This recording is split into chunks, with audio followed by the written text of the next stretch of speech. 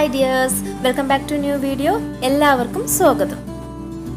നല്ല ഭംഗിയുള്ള ഒരു വളയാണ് ഞാൻ ഉണ്ടാക്കുന്നത്. അതിന് ആവശ്യമുള്ള മെറ്റീരിയൽസ് നോക്കാം. Loreal's metal wire, bangle base, thin metal wire ആണത്. Jewelry making thin metal wire തന്നെയാണ്. Then cutter and plier. Okay, ഇത് metal wire ആണ്. Copper wire ആണ്. നമുക്ക് വളയുടെ bangle base ഉണ്ടല്ലോ, ആ ബേസിൻ്റെ അളവിനനുസരിച്ചിട്ട് ഈ കോപ്പർ വയർ എടുക്കാം. എന്നിട്ട് ഈ ലോറിയൽസ് അതിലോട്ട് കോർക്കാം. ഈ ലോറിയൽ നമ്മൾ വാങ്ങിക്കുമ്പോൾ ലൂസായിട്ട് വാങ്ങിക്കാൻ കിട്ടും. അപ്പോൾ അതിന് ശേഷം നമുക്ക് ആവശ്യത്തിന് വേണ്ട അത്രയും ലെങ്ത്തിൽ കോപ്പർ വയർ എടുത്ത് അതിലോട്ട് ഈ ലോറിയൽസ് കംപ്ലീറ്റ് ആയിട്ട് കോർക്കാം. ഇത് കംപ്ലീറ്റ് കോർത്തെടുത്തതാണ്. കോർത്ത ശേഷം അതിൻ്റെ ഒരു അറ്റത്ത് നമുക്ക് ജസ്റ്റ് ഒന്ന് ബെൻഡ് ചെയ്ത് വെച്ചാൽ മതി. അത് അഴിഞ്ഞു പോകാതിരിക്കാൻ വേണ്ടിയിട്ടാണ്. എന്നിട്ട് നമുക്ക് ബാങ്കിൾ ബേസിൽ അത് വെച്ച് നോക്കാം. ഇപ്പോൾ മെഷർമെൻറ്റ് കറക്റ്റായി കഴിഞ്ഞ് കഴിഞ്ഞാൽ ഈ കോപ്പർ വയറിൻ്റെ ഒരറ്റത്ത് നമുക്കൊരു ലൂപ്പ് ഉണ്ടാക്കാം. ലൂപ്പ് ഉണ്ടാക്കിക്കഴിഞ്ഞാൽ ഇത് നമുക്ക് ബാങ്കിൾ ബേസിൻ്റെ മുകളിൽ കണക്ട് ചെയ്യാൻ ഈസി ആയിരിക്കും. അപ്പോൾ ഈ പ്ലെയർ യൂസ് ചെയ്തിട്ട് ലൂപ്പ് ഉണ്ടാക്കാം. ഒരു ഭാഗത്ത് മാത്രം ഉണ്ടാക്കി മതി. അപ്പം അതിന് ശേഷം നമുക്ക് ബാങ്കിൾ ബേസിൻ്റെ മുകളിലോട്ട് വെച്ച് കൊടുക്കാം. ഇത് ചുറ്റി വെച്ച ശേഷം ഈ കോപ്പർ വയറിൻ്റെ രണ്ടറ്റവും നമ്മൾ ചേർത്ത് ടൈറ്റ് ചെയ്യണം. പ്ലെയർ വെച്ച് വലിച്ച് ഒരു ഭാഗത്ത് ലൂപ്പ് ഉണ്ടാക്കിയിട്ടുണ്ടല്ലോ, അപ്പോൾ അതിൻ്റെ ഉള്ളിലോട്ട് മറ്റേ അറ്റം ഇട്ട ശേഷം പ്ലെയർ യൂസ് ചെയ്ത് നല്ല വലിച്ച് ടൈറ്റ് ചെയ്യണം. ഈ ലോറിയൽസിൻ്റെ അടിയിലോട്ട് ടൈറ്റ് ചെയ്ത് വെച്ചാൽ മതി. അപ്പോൾ നമ്മൾ ഈ കോപ്പർ വയർ വെളിയിൽ നോക്കുമ്പോൾ കാണില്ല. പിന്നെ ഇത് ടൈറ്റ് ചെയ്ത് കഴിയുമ്പോൾ അവിടെ ഒരു ഗ്യാപ്പ് വരും. ആ ഗ്യാപ്പ് ഫില്ല് ചെയ്യാൻ വേണ്ടി ഈ ലോറിയൽസ് നമുക്ക് വിരലുകൊണ്ട് നീക്കി കൊടുക്കാം. അപ്പോൾ അതിന് വേണ്ടിയിട്ടാണ് നമ്മൾ ഫസ്റ്റ് ലോറിയൽസ് കോർക്കുമ്പോൾ നല്ല തിക്കായിട്ട് ടൈറ്റായിട്ടാണ് കോർക്കുന്നത്.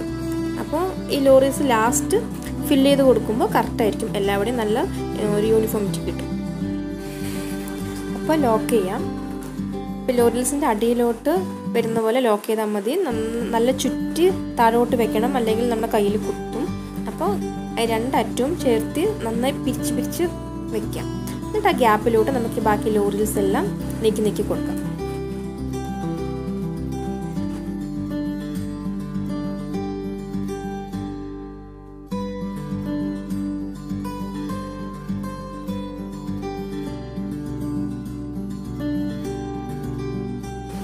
ഓക്കെ, അപ്പോൾ ഗ്യാപ്പെല്ലാം ഫില്ല് ചെയ്തു.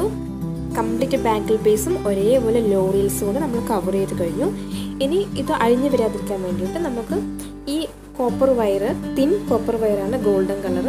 ഇതിൻ്റെ മെഷർമെൻറ്റ് സൈസ് കഴിഞ്ഞാൽ 0.3 mm ആണ്.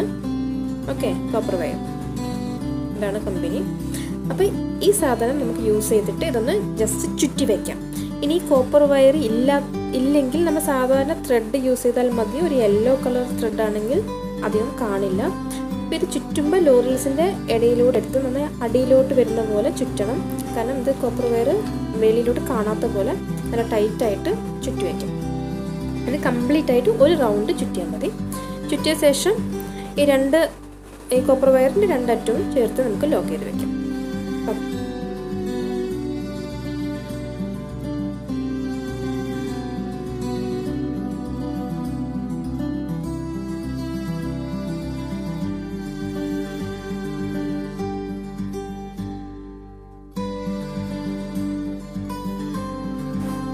അപ്പോൾ കറക്റ്റ് ഒരു റൗണ്ട് കംപ്ലീറ്റ് ആയിട്ട് ചുറ്റി കഴിഞ്ഞു.